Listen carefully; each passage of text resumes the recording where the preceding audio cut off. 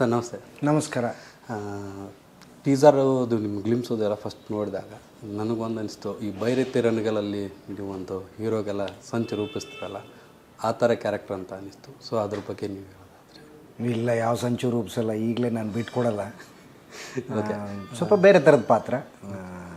ಅದು ಏನು, ಯಾವ ಥರದ ಪಾತ್ರ, ಯಾವ ಥರದ ಸಂಚು, ಅಥವಾ ನಾಯಕನ ಪಾತ್ರಕ್ಕೆ ನನ್ನ ಪಾತ್ರ ಸಹಾಯ ಮಾಡುತ್ತಾ, ಏನು ಮಾಡುತ್ತೆ ಅನ್ನೋದನ್ನು ನೀವು ಆಗಸ್ಟ್ 1 ನಮ್ಮ ಸಿನಿಮಾ ರಿಲೀಸ್ ಆಗ್ತಾಯಿದೆ, ಅವತ್ತೇ ನೋಡೋದು. ಓಕೆ, ನಿಮ್ಮ ಪ್ರಕಾರ ಕೊತ್ತಲವಾಡಿ ಅಂದರೆ ಏನು, ಮತ್ತು ಕೊತ್ತಲವಾಡಿ ಮುಖಾಂತರ ನಿಮ್ಮ ಪಾತ್ರದ ಮುಖಾಂತರ ಏನು ಹೇಳಕ್ಕೆ ಹೋಗ್ತೀವಿ? ಕೊತ್ತಲವಾಡಿ ಅನ್ನೋದು ಊರು. ಆ ಊರಲ್ಲಿ ನಡೆಯುವ ಬೇರೆ ಬೇರೆ ಥರದ ಪ್ರಸಂಗಗಳು, ಬೇರೆ ಬೇರೆ ಥರದ ಸ್ಥಿತಿ, ಬೇರೆ ಬೇರೆ ಥರದ ಪಾತ್ರ. ಆ ಪಾತ್ರಗಳು ಆ ಸ್ಥಿತಿಗೆ ಹೇಗೆ ರಿಯಾಕ್ಟ್ ಮಾಡುತ್ತೆ.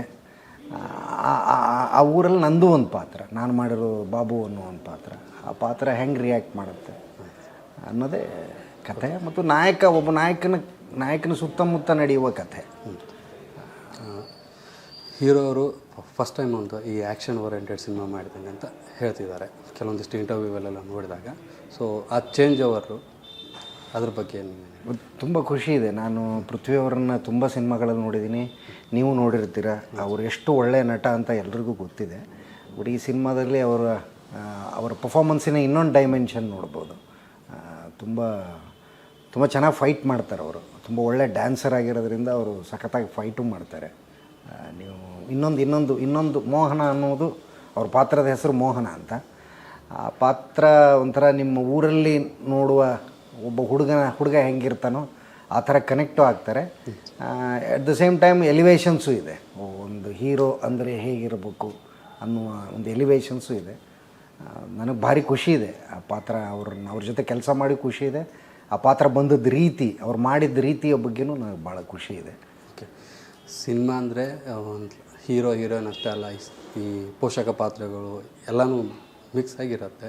ಸೊ ಆ ನಿರ್ದೇಶಕರು ಆ ಎಲ್ಲ ಪಾತ್ರಗಳನ್ನ ಇಟ್ಕೊಂಡು ಈ ಸಿನಿಮಾನ ಕಟ್ಟಿಕೊಟ್ಟಿದ್ದಾರೆ. ನಿರ್ದೇಶಕರ ಬಗ್ಗೆ ಹೇಳಿದ್ರೆ ಭಾಳ ನನಗೆ ಮೊದಲು ಸ್ವಲ್ಪ ಭಯ ಇತ್ತು. ಅವ್ರ ಕತೆ ಹೇಳಿದಾಗ ಇವರೇನೋ ರಾಂಗ್ ಅಡ್ರೆಸ್ಸಿಗೆ ಬಂದಿದ್ದಾರೆ ಅಂತ ಅನಿಸ್ತಾ ಇತ್ತು. ಬಟ್ ಅವರು ನಮ್ಮ ಜೊತೆಗೆ ಒಡನಾಡಿದ ರೀತಿ, ಇಡೀ ತಂಡನ ನೋಡ್ಕೊಂಡಿದ್ದ ರೀತಿ, ಇಡೀ ತಂಡನ ಹ್ಯಾಂಡಲ್ ಮಾಡಿದ್ದ ರೀತಿ, ಎಲ್ಲ ನಟರ ಜೊತೆಗೆ ಅವ್ರು ಕೆಲಸ ಮಾಡಿದ್ದ ರೀತಿ, DOP ಅವ್ರ ಜೊತೆಗೆ, ಕಾರ್ತಿಕ್ ಅವ್ರ ಜೊತೆಗೆ ಅವ್ರು ಕೆಲಸ ಮಾಡ್ತಾ ಇದ್ದಿದ್ದ ರೀತಿ ನಾನು ಗಮನಿಸ್ತಾ ಇದ್ನಲ್ಲ, ಭಾಳ ಖುಷಿ ಅನಿಸೋದು ಅವ್ರ ಬಗ್ಗೆ. ಸೊ ಈ ಪಾತ್ರ ನನಗೆ ಕೊಟ್ಟಿದ್ದಕ್ಕೂ ಕೂಡ ನಾನು ಅವ್ರಿಗೆ ಧನ್ಯವಾದ ಹೇಳೋದಕ್ಕೆ ಇಷ್ಟಪಡ್ತೇನೆ. Okay sir. ದೇಶಪಾಂಡೆ ಸರ್ ಇದ್ದಾರೆ ಮೂವಿಯಲ್ಲಿ ಅಂತಂದರೆ ಇನ್ನೊಂದು ವಿಶೇಷ ಇದೆ ಅಂತ ಒಂದಿಷ್ಟು ಜನ ವರ್ಗಗಳು ಪ್ರಿಪೇರ್ ಆಗಿರ್ತಾರೆ. ಸೊ ಆ ಜನರಿಗೆ, ಆಮೇಲೆ ಸಿರಿ ಪ್ರೇಕ್ಷಕರಿಗೆ ಏನು ಹೇಳೋಕ್ಕೆ ಇಷ್ಟಪಡ್ತೀರಿ? ಈ ಸಿನಿಮಾನ ಯಾಕೆ ನೋಡಬೇಕು, ನೀವು ಇದ್ದೀರಿ ಅಂತ? ಅದೆಲ್ಲ ತಪ್ಪು. ಆ ಥರದ್ದು ಯಾವ ಕಲ್ಪನೆಯೂ ನನಗಿಲ್ಲ. ನಾನು ಕೆಲಸ ಮಾಡೋದಷ್ಟೇ ನನ್ನ ಜವಾಬ್ದಾರಿ. ಸಿನಿಮಾದ ವಿಷಯಕ್ಕೆ ಬಂದರೆ, ಇದು ಅಂದರೆ ಹಳ್ಳಿ ಸೊಗಡಿನ ಸಿನಿಮಾ. ಒಂದು ಊರಲ್ಲಿ ನಾವೆಲ್ಲರೂ, ನಮ್ಮ ಭಾರತ ದೇಶದಲ್ಲಿ ಸುಮಾರು ಹಳ್ಳಿಗಳಿದೆ. ನಮ್ಮ ಹಳ್ಳಿಯ ಕಲ್ಚರ್, ಹಳ್ಳಿಯ ಬ್ಯಾಕ್ಡ್ರಾಪ್ ತುಂಬ ಹತ್ತಿರ ಆಗುತ್ತೆ ನಮಗೆ. ಸೊ ಆ ಥರದ್ದು ಒಂದು ಊರಲ್ಲಿ ನಡೆಯುವ ಕಥೆ. ಊರಲ್ಲಿ ಮೋಹನ ಅನ್ನೋ ಒಬ್ಬ ಹುಡುಗ ಇರ್ತಾನೆ. ಆ ಮೋಹನ ಸುತ್ತಮುತ್ತ ಏನು ನಡೆಯುತ್ತೆ ಅನ್ನೋದೇ ಸಿನಿಮಾ. ಸೊ ನಿಮಗೆ ಕಿಕ್ ಕೊಡುತ್ತೆ, ಎಂಟರ್ಟೈನ್ ಮಾಡುತ್ತೆ, ವಿಷಯ ಹೇಳುತ್ತೆ,